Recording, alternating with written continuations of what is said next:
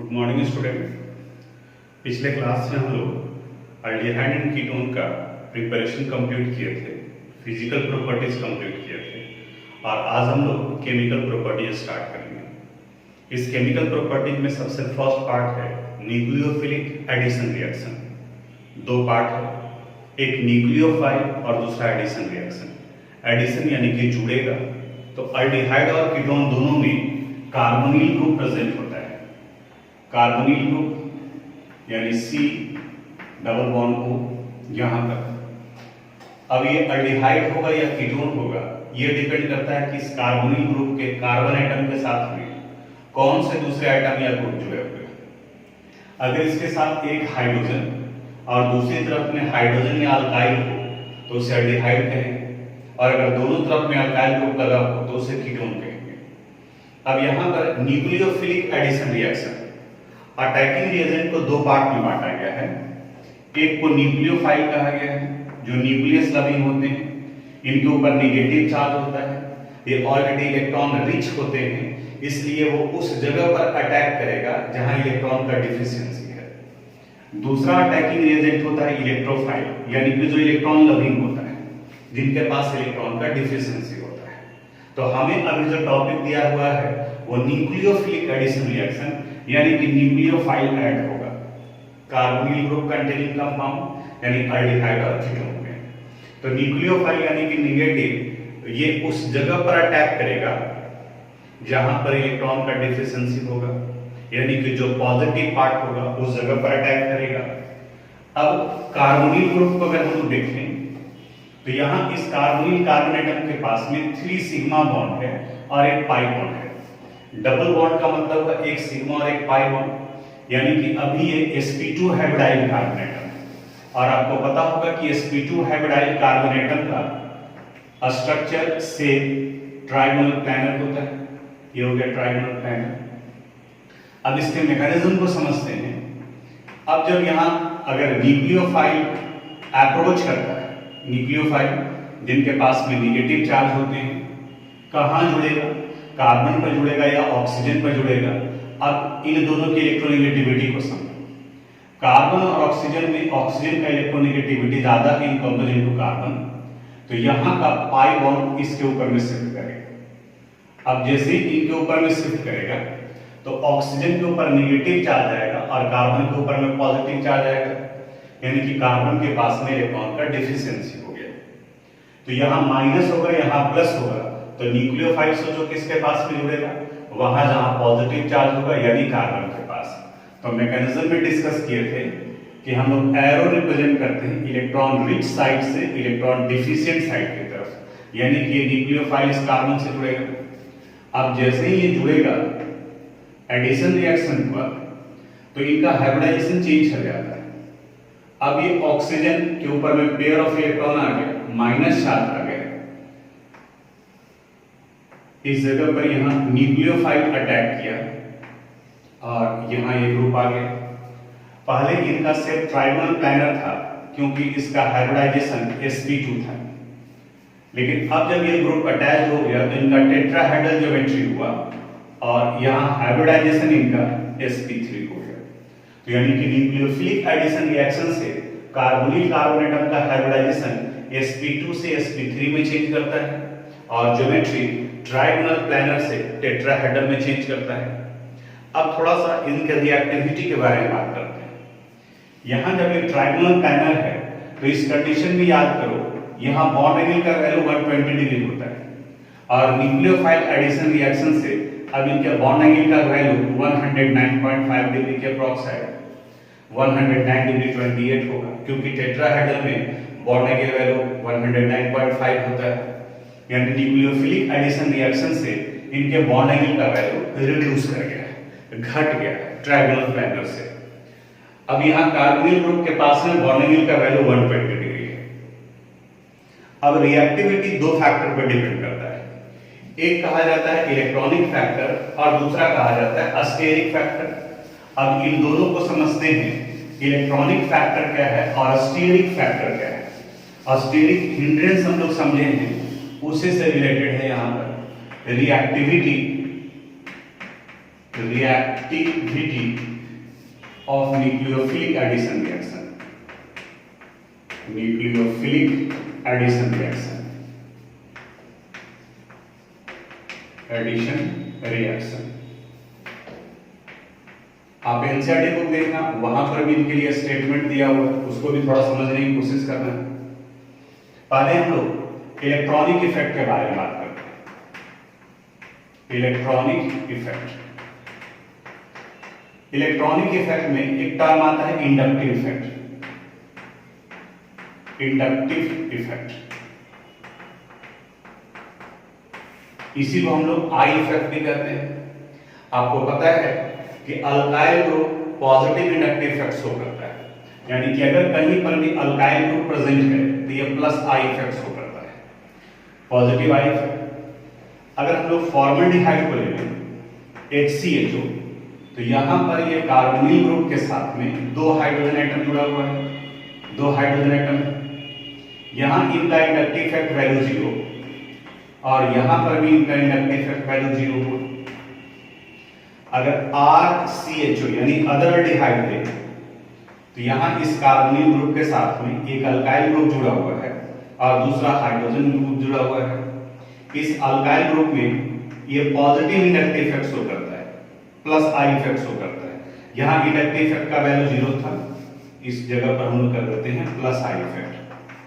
और वहीं अगर कीटोन को लेते हैं हम लोग RCOR, तो यहां पर दो अल्काइल ग्रुप इसके साथ में जुड़ा रहेगा। ये अल्काइल ग्रुप भी प्लस आई इफेक्ट शो करेगा और ये अल्काइल ग्रुप भी प्लस आई इफेक्ट शो करेगा। प्लस आई इफेक्ट क्या करता है, ये इलेक्ट्रॉन पंप करता है, यानी इस कार्बन एटम को इलेक्ट्रॉन देगा, प्रोवाइड करेगा। यहां पर ये दो अल्काइल ग्रुप इस कार्बोनिल कार्बन एटम को इलेक्ट्रॉन पंप करेगा। ध्यान से समझना, न्यूक्लियोफाइल वहां अप्रोच करता है जिस जगह पर पॉजिटिव चार्ज होता है। अब अगर इनको और इनको हम लोग ध्यान से देखें तो यहां दो अल्काइल ग्रुप इस कार्बन एटम को इलेक्ट्रॉन पंप कर रहा है, इलेक्ट्रॉन प्रोवाइड कर रहा है। यहां एक अल्काइल ग्रुप इलेक्ट्रॉन प्रोवाइड कर रहा है और यहां कोई अल्काइल ग्रुप नहीं है। तो जहां इलेक्ट्रॉन प्रोवाइड किया जाएगा, जैसे कि कीटोन के केस में, तो इस कार्बन एटम के पास में इलेक्ट्रॉन का डेंसिटी बढ़ेगा, क्योंकि इलेक्ट्रॉन दोनों साइड से पंप किया जा रहा है, इसको प्रोवाइड किया जा रहा है, क्योंकि alkyl group plus I effect show करता है। तो जब यहां इलेक्ट्रॉन डेंसिटी इंक्रीज करेगा, इसके ऊपर में पॉजिटिव चार्ज का मैग्नीट्यूड घटेगा, डिफिशियंसी कम होगा, तो न्यूक्लियोफाइल के यहां अप्रोच करने का चांस कम हो जाएगा। यानी न्यूक्लियोफाइल उस जगह पर ज्यादा अटैक करेगा, इजीली मूव करेगा जहां जितना ज्यादा इलेक्ट्रॉन का डिफिशियंसी हो, क्योंकि ये न्यूक्लियोफाइल है। तो अगर इन तीनों को हम कंपेयर करें तो इन तीनों में सबसे ज्यादा रिएक्टिविटी होगा फॉर्मल्डिहाइड का, क्योंकि यहां इंडक्टिव इफेक्ट का वैल्यू 0 लगा हुआ है। दूसरे नंबर पर अदर एल्डिहाइड होंगे और तीसरे नंबर पर कीटोन होगा। अलग अलग एल्डिहाइड को अगर कंपेयर किया जाए तो अगर CH3 ग्रुप लगा है, दूसरे में C2H5 लगा होगा, तो जितना ज्यादा अल्काइल ग्रुप बल्की होगा, इलेक्ट्रॉन डेंसिटी इसके ऊपर उतना ही बढ़ेगा, पॉजिटिव का मैग्नीट्यूड कम होगा और न्यूक्लियोफिलिक एडिशन रिएक्शन कम होता है। सिंपल कंसेप्ट याद रखना है। कार्बोनिल ग्रुप से अटैच्ड ग्रुप के ऊपर डिपेंड करता है कि कार्बोनिल कार्बन से कौन सा ग्रुप अटैच्ड है। अगर इलेक्ट्रॉन पंपिंग ग्रुप है, इलेक्ट्रॉन देने वाला अल्काइल ग्रुप है, तब उस कंडीशन में यहां इलेक्ट्रॉन डेंसिटी कम होता जाएगा, सॉरी इलेक्ट्रॉन डेंसिटी बढ़ेगा, पॉजिटिव चार्ज का मैग्नीट्यूड कम होगा और न्यूक्लियोफिलिक एडिशन रिएक्शन का रेट कम होता जाएगा। यानी अल्डिहाइड और कीटोन में अल्डिहाइड का रिएक्टिविटी ज्यादा होगा इन कंपेरिजन टू कीटोन। दूसरा है अस्टियरिक फैक्टर, ये इलेक्ट्रॉनिक फैक्टर था। अस्टियरिक फैक्टर यानी ये ग्रुप जो इसके साथ में अटैच्ड है, ये अल्काइल ग्रुप है, अल्काइल ग्रुप बल्की ग्रुप होता है। जब न्यूक्लियोफाइल अप्रोच करते हैं, यहां पहुंचते हैं, तो ये ग्रुप इनको यहां पहुंचने से रोकता है। तो देखो, तो यहां तो हाइड्रोजन एटम है और इस जगह पर अल्काइल ग्रुप के बजाय कोई भी तीसरा ग्रुप ले लें, अगर हाइड्रोजन हाइड्रोजन हाइड्रोजन मिथाइल ही है, तो यहां पर हाइड्रोजन था और यहां पर CH3 ग्रुप है। CH3 ग्रुप ज्यादा स्टेरिक इफेक्ट शो करेगा और इस स्टेरिक इफेक्ट की वजह से न्यूक्लियोफिलिक एडिशन रिएक्शन का रेट कम हो जाएगा। यानी कि इलेक्ट्रॉनिक इफेक्ट और स्टेरिक इफेक्ट इन दोनों की वजह से अल्डिहाइड के कंपैरिजन में कीटोन का रिएक्टिविटी घटेगा। वो अल्डिहाइड या कीटोन जिसमें अल्काइल ग्रुप बल्की हो, जितना बल्कि अल्काइल ग्रुप होगा तो स्टेरिक इफेक्ट भी उतना ही ज्यादा होगा और इलेक्ट्रॉनिक इफेक्ट भी उतना ही ज्यादा होगा, यानी कि रिएक्टिविटी का वैल्यू कम होता जाएगा।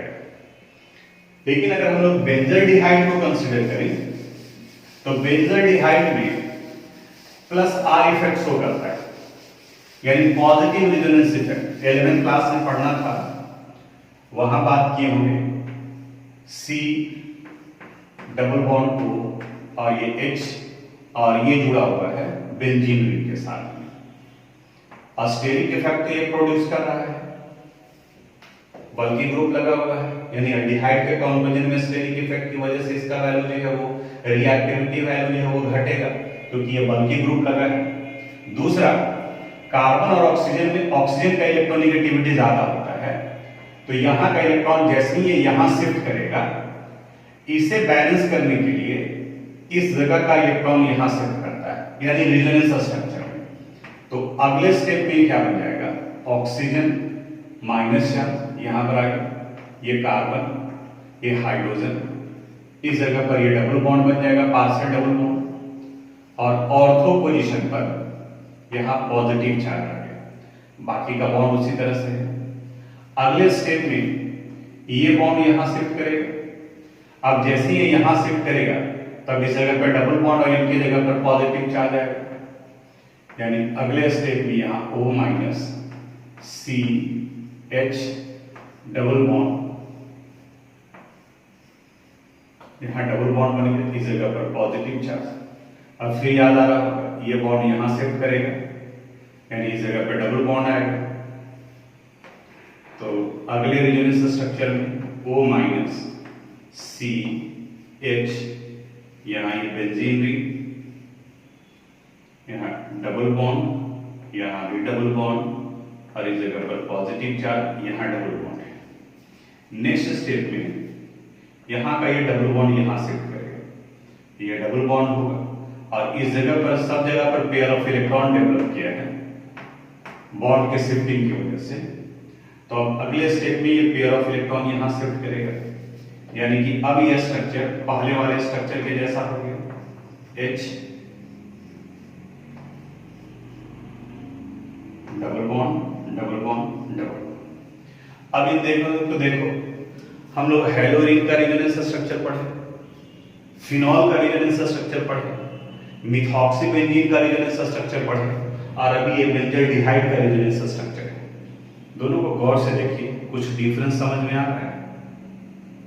हेलोएरिन में ऑर्थो और पारा पोजीशन पर इन सब जगह पर निगेटिव चार्ज डेवलप कर रहा था और यहां पर इनके ऊपर में पॉजिटिव चार्ज डेवलप कर रहा है, यानी कि अगर CHO ग्रुप लगा हुआ है बेंजीन के साथ में तब वहां ऑर्थो और पारा पर इलेक्ट्रोफाइल नहीं जुड़ेगा, क्योंकि यहां ऑर्थो और पारा पोजीशन पर इलेक्ट्रॉन नहीं है, इस जगह पर इलेक्ट्रॉन का डेफिशिएंसी है।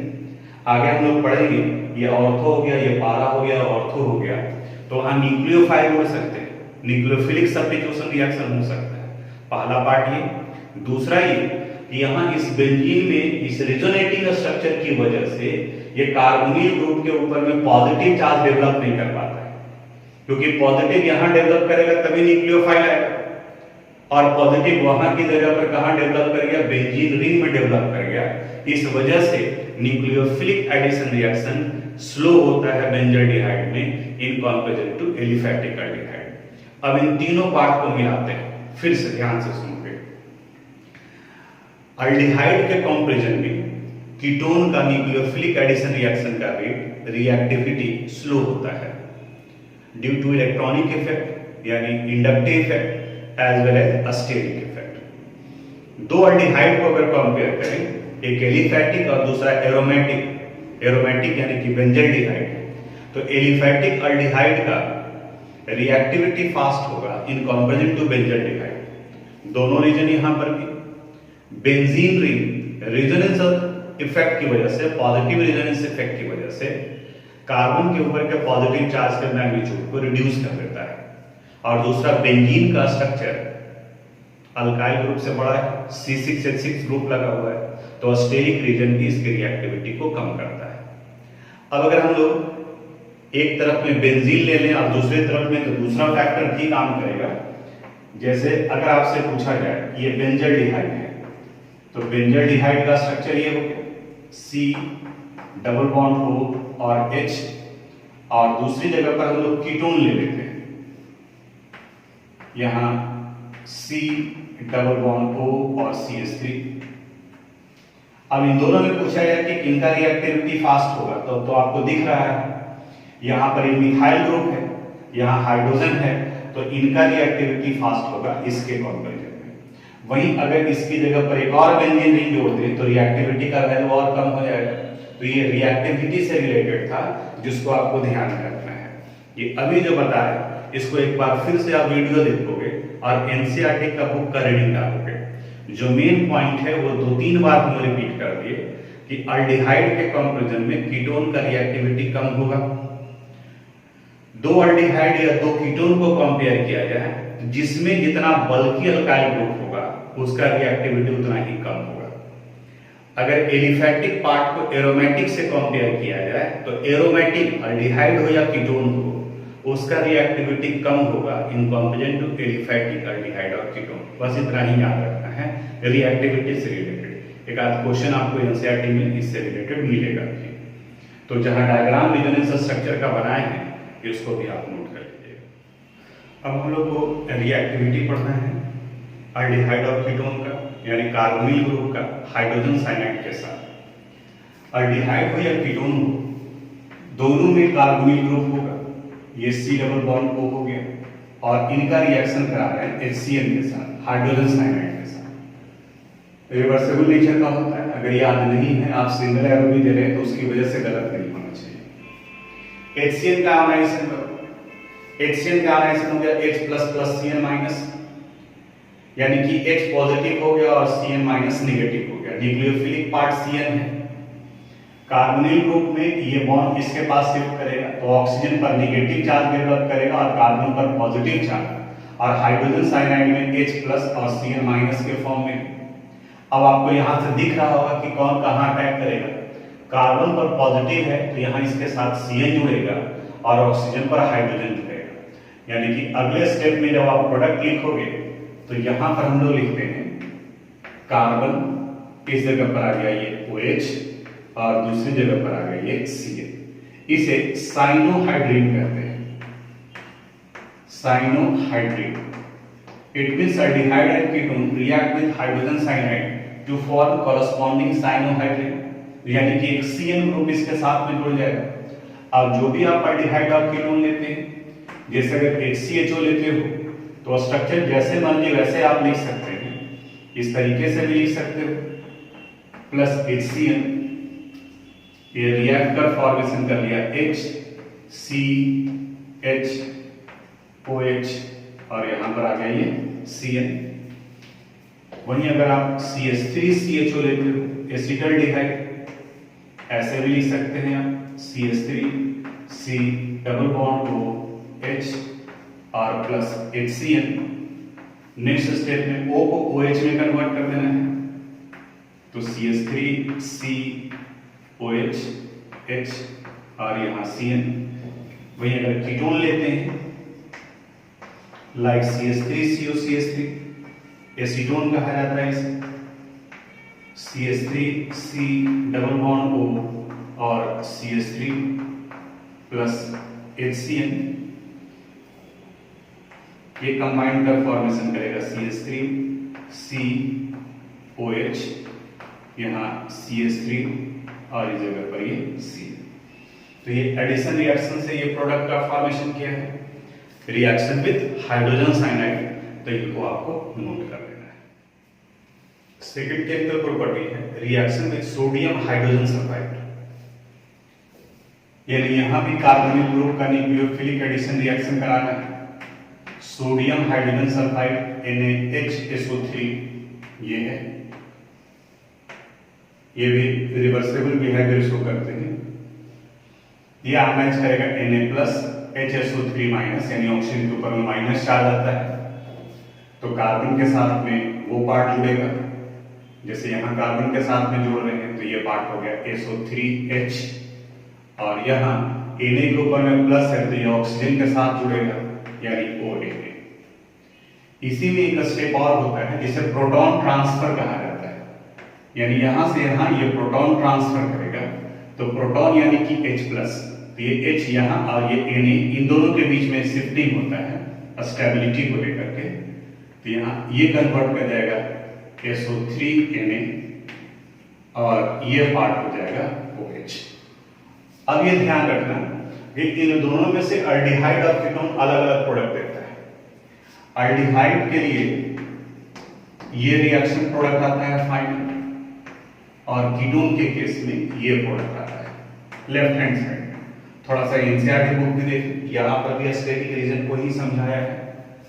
अब जैसे अगर हमें प्रोडक्ट लिखना है CH3CHO इसका, तो हमें यहाँ ये ध्यान में रखना होगा CH3CHO यानी CH3CH डबल बॉन्ड को इनका रिएक्शन अगर कराते हैं सोडियम हाइड्रोजन सल्फाइड के साथ यानी HCO3 के साथ, तो यहाँ ये फॉर्मेशन करेगा CH3CH, यहाँ आ गया SO3Na और इस जगह पर OH। ये Na है आयनिक बॉन्ड का फॉर्मेशन करेगा माइनस, और ये Na+ सॉल्यूशन में जाकर आयनाइज करेगा। वहीं अगर कीटोन लेते हैं CH3COCH3, मेजर प्रोडक्ट मेन आपको ध्यान में रखना है क्या बनता है, उसको याद रखो आप। डबल बॉन्ड हो plus NaHSO3, it will give CH3CH3, यहाँ SO3H और यहाँ ONA। दोनों प्रोडक्ट में डिफरेंस नजर आ रहा है, यहाँ OH है यानी कि राइट साइड, और यहाँ लेफ्ट साइड में Na है, तो कीटोन के केस में ये Na आता है, इसे नोट कर लीजिए। रिएक्शन विद ग्रिग्नार्ड रिएजेंट में ये रिएक्शन हम लोग का पहले पढ़ा हुआ है। अल्कोहल का याद कीजिए प्रिपरेशन, अल्कोहल के प्रिपरेशन में आया था, अभी रिएक्शन लिखेंगे तो आपको याद भी आएगा। अल्डिहाइड और कीटोन दोनों में कार्बोनिल ग्रुप होता है, ये हो गया कार्बोनिल ग्रुप। इनका रिएक्शन जब ग्रिग्नार्ड रिएजेंट से कराते हैं RMGX से, तो याद करो यहाँ मैग्नीशियम मेटल है तो इसके ऊपर पॉजिटिव चार्ज आएगा और इनके ऊपर निगेटिव चार्ज। कार्बोनिल ग्रुप में ऑक्सीजन पर निगेटिव और इस पर पॉजिटिव चार्ज आता है। अब देखो कौन कहाँ अटैच होगा, मैग्नीशियम MgXO के साथ में और ये R के साथ में, तो यहाँ पर इसे अटैच करना है। आपको जुड़ने कैसे जुड़ेगा उसके बारे में बता रहे थे। अब यहाँ ये फॉर्मेशन कर लिया OMgX और इस जगह पर R, इसे रिएक्शन इंटरमीडिएट एडप्ट कहा जाता है, और जब इनका हाइड्रोलिसिस कराते हैं तो फाइनली ये OH में कन्वर्ट करता है और ये R ग्रुप आ गया, अल्काइल ग्रुप। यानी फाइनली देखा जाए तो जब Grignard reagent followed by hydrolysis, यानी इनका हाइड्रोलिसिस कराए हैं, तो उसके बाद ये कार्बोनिल ग्रुप का OH में और यहाँ ग्रिग्नार्ड रिएजेंट का अल्काइल ग्रुप जुड़ता है। इसी से रिलेटेड 3 इंपॉर्टेंट पॉइंट आया था कि अगर फॉर्मल्डिहाइड के साथ रिएक्शन कराते हैं HCH डबल बॉन्ड को और कोई भी ग्रुप ले लो जैसे CH3MgBr, रिएक्शन के बाद में फाइनल अगर हम लोग लिखें फॉलोड बाय हाइड्रोलिसिस H2O, तो यहाँ हाइड्रोजन, यहाँ OH और इस जगह पर CH3। इसी को हम लोग ऐसे भी लिख सकते हैं अरेंज करके CH3CH2OH, ये प्राइमरी अल्कोहल हो गया। अदर एल्डिहाइड जैसे अगर सेकंड मेंबर को ही लें CH3CHO, तो इस CH3CHO का आप ऐसे लिखते हैं H, इनका रिएक्शन कराते हैं ग्रिग्नार्ड रिएजेंट से, अब फर्स्ट और सेकंड तो आपको समझ में आ रहा होगा।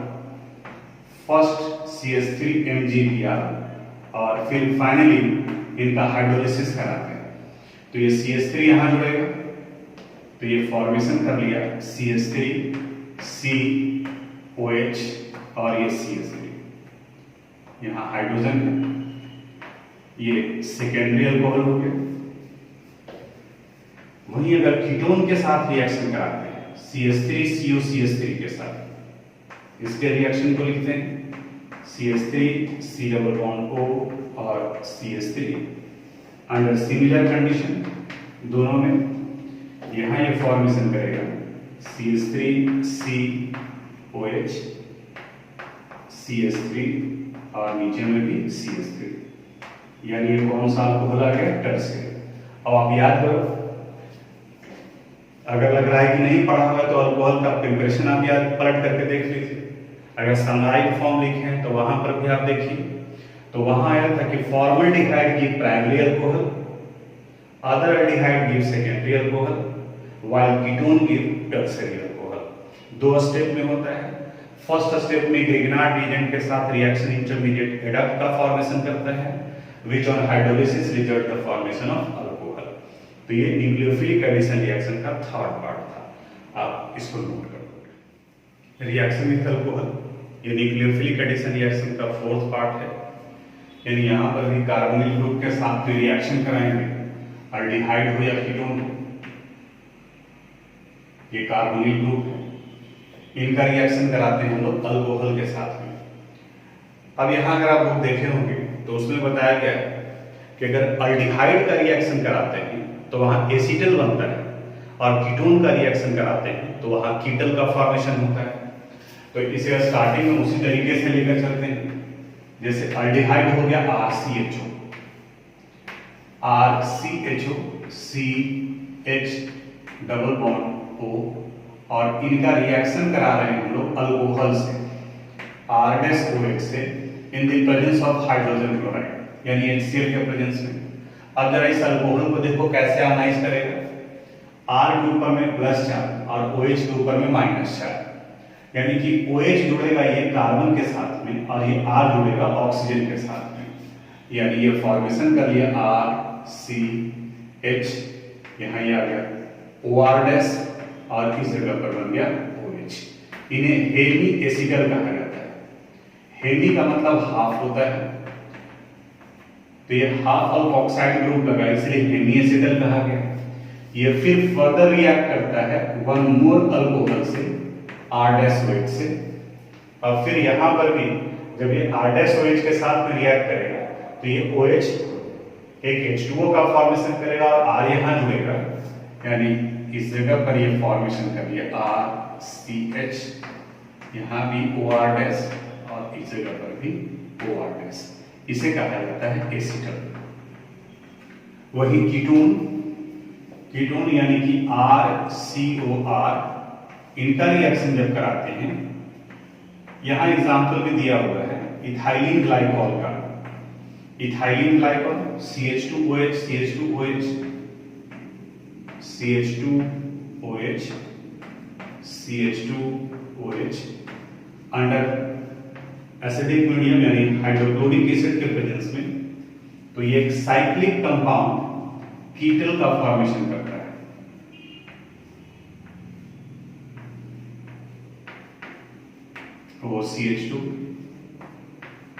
OCH2 ये इन्हें कीटल कहा जाता है।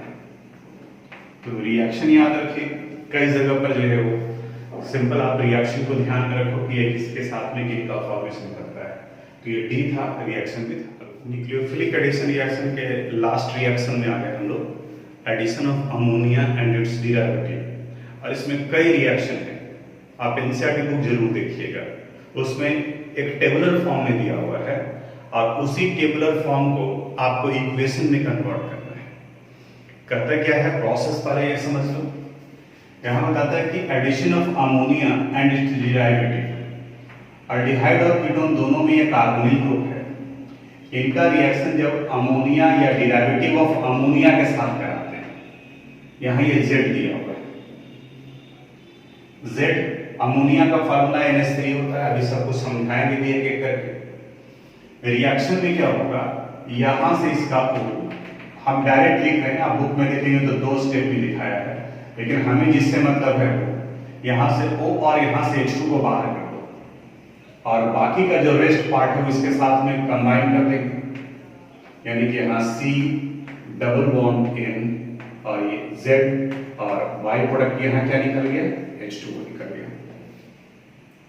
अब इस जगह पर कौन सा कंपाउंड कैसे लिखेंगे, जो जैसे फर्स्ट आप टेबल में देखोगे तो वहां रिएक्शन कराया है अमोनिया के साथ में, तो अमोनिया का फार्मूला होता है NH3। अब आपको क्या करना है, कोई भी एक एल्डिहाइड ले लो, जैसे हम यहाँ R C H और डबल बॉन्ड ये एल्डिहाइड ले रहे हैं, इनका रिएक्शन अमोनिया से कराना है।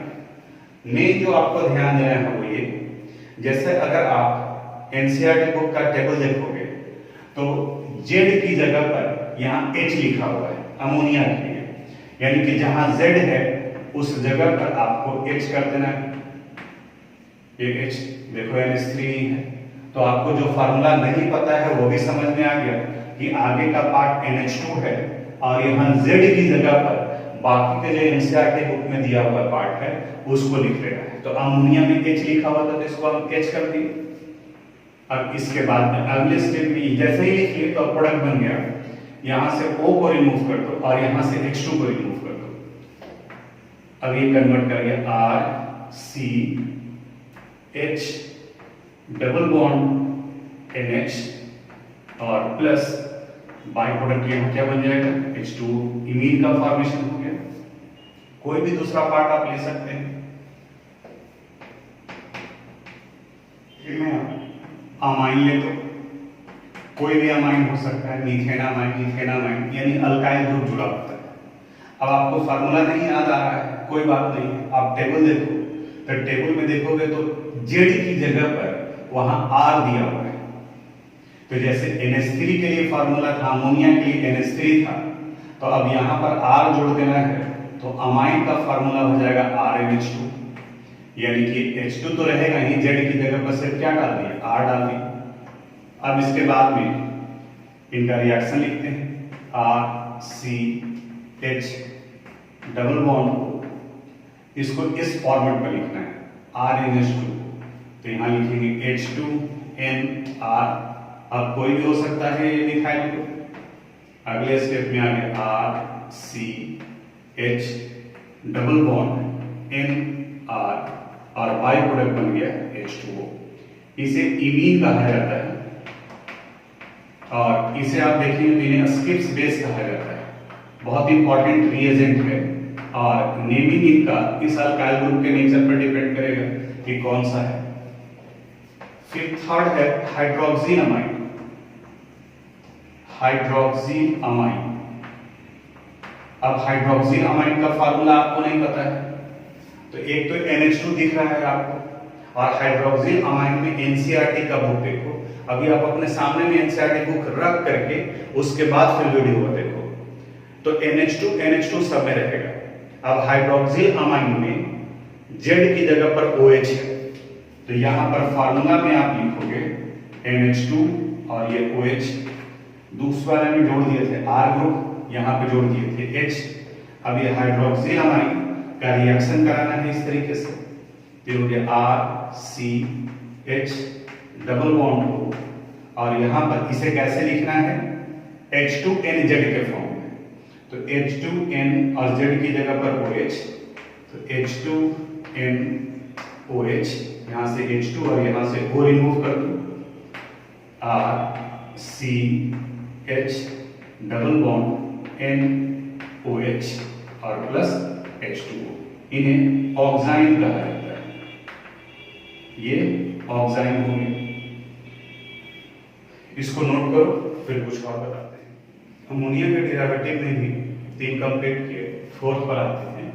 हाइड्राजीन है, आप देखोगे तो आपको टेबल में Z की जगह पर NH2 रखा, और बाकी समय तो बताएंगे आपको कि स्टार्टिंग में NH2 है, यहाँ भी NH2 है, तो जो Z वाला पार्ट है उसको जोड़ देना है। अब इसके साथ में रिएक्शन अगर लिखना है R C H double bond को, और इसे इस तरीके से लिखना होगा H2N NH2 की जगह पर, और ये जेड की जगह पर पार्ट जो एनसीईआरटी में दिया हुआ है ये हाइड्रोजन हो गया। अब यहाँ से H2 और यहाँ से O रिमूव करो, अभी बन गया RCH डबल बॉन्ड NNH2। इसे हाइड्रोजन कहा जाता है।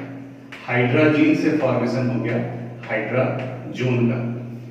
अब इसी में ये हाइड्रोजन था और ये फिनाइल हाइड्रोजन है, समझो ध्यान से। यानी कि हाइड्रोजन में एक फिनाइल ग्रुप लग गया है, यानी एक हाइड्रोजन को हटाकर इसकी जगह पर एक फिनाइल यानी कि C6H5 जोड़ते हैं। इसी को एनसीईआरटी बुक में बेंजीन रिंग से रिप्रेजेंट किया है। हम लोग स्ट्रक्चर में इसको लिख लेते हैं RCH डबल बॉन्ड को, और इनके साथ रिएक्शन कराएंगे तो NH2 को इस तरह से लिख दी H2N, फिर NH NH और C6H5 है तो C6H5 यानी कि बेंजीन रिंग। ये हो गया फिनाइल हाइड्रोजन। अब इसके साथ में जो प्रोडक्ट लिखेंगे यहां से H2 रिमूव कर दो, यहां से O रिमूव कर दो, और स्ट्रक्चर लिखना रहता तो H को ऊपर कर देते, इसके साथ बेंजीन रिंग लगा हुआ रहता RCH डबल बॉन्ड N, ये N है, फिर N, इसके साथ में H और बेंजीन रिंग है।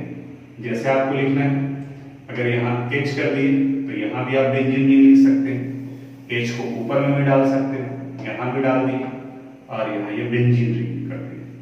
जैसे हाइड्रोजन से बना हाइड्रोजन, तो ये फिनाइल हाइड्रोजन है तो इन्हें कहा जाएगा फिनाइल हाइड्रोजन, फिनाइल हाइड्रोजन। इसे नोट कर लीजिए। 6th में अल्डिहाइड और कीटोन का रिएक्शन कराया गया है 2,4-डाइनाइट्रो फिनाइल हाइड्रोजन के साथ। इनका अगर एनसीईआरटी बुक देखेंगे तो जेड की जगह पर ये पार्ट दिया हुआ है, तो इस वाले पार्ट को NH2 के साथ में जोड़ दिया, अमोनिया का डेरिवेटिव बन गया। प्रोडक्ट बनाना है तो यहाँ से O हटा दो और यहाँ से H2 हटा दो। ये तो दिमाग में हमको लगता है कि बैठ गया होगा आपका कि कौन सा प्रोडक्ट बनेगा।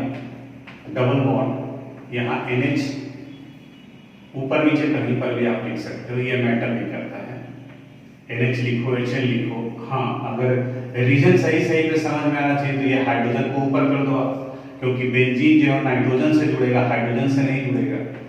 लेकिन आपके लेवल में अभी उतना ज्यादा ये जरूरी नहीं है। NO2 और ये NO2। तो जैसे यहाँ पर 2,4-डाइनाइट्रोफिनाइल हाइड्रोजन था, तो यहाँ प्रोडक्ट ये जो बनेगा वो 2,4-डाइनाइट्रोफिनाइल हाइड्रोजन हो जाएगा, हाइड्रोजन।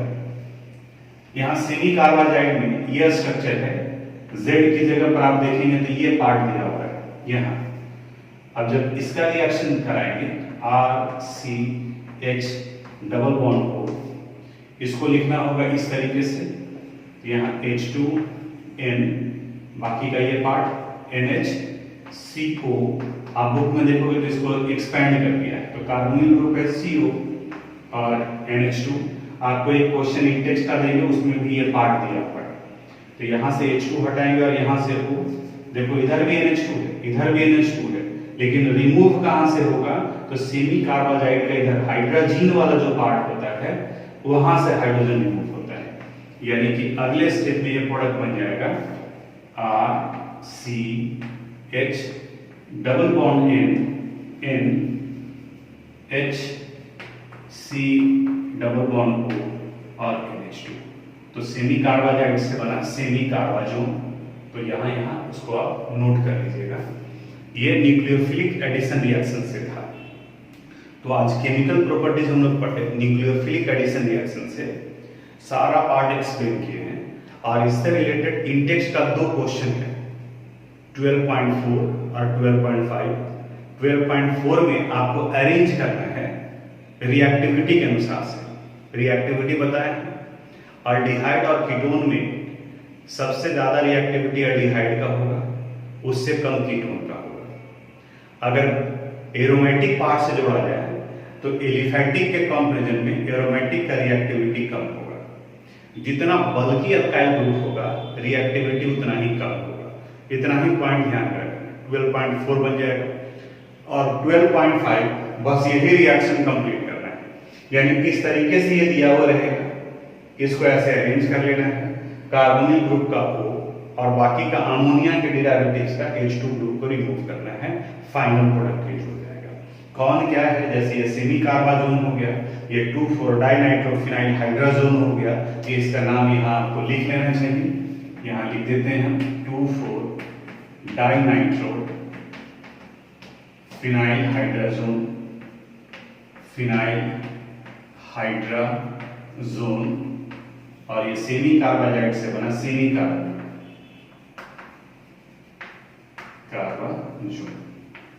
अब इसके बाद दो इंपॉर्टेंट और है रिएक्शन, अगले क्लास में उसको डिस्कस करेंगे।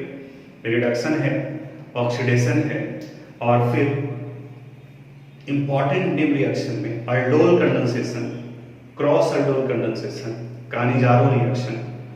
अगर आप क्वेश्चन बैंक पर ऐड करके देखे होंगे तो ये निम रिएक्शन ये बहुत कॉमन है और कई बार में रिपीट किया है, तो अब उसको अगले क्लास में हम लोग डिस्कस करेंगे। आज यहीं तक, थैंक यू।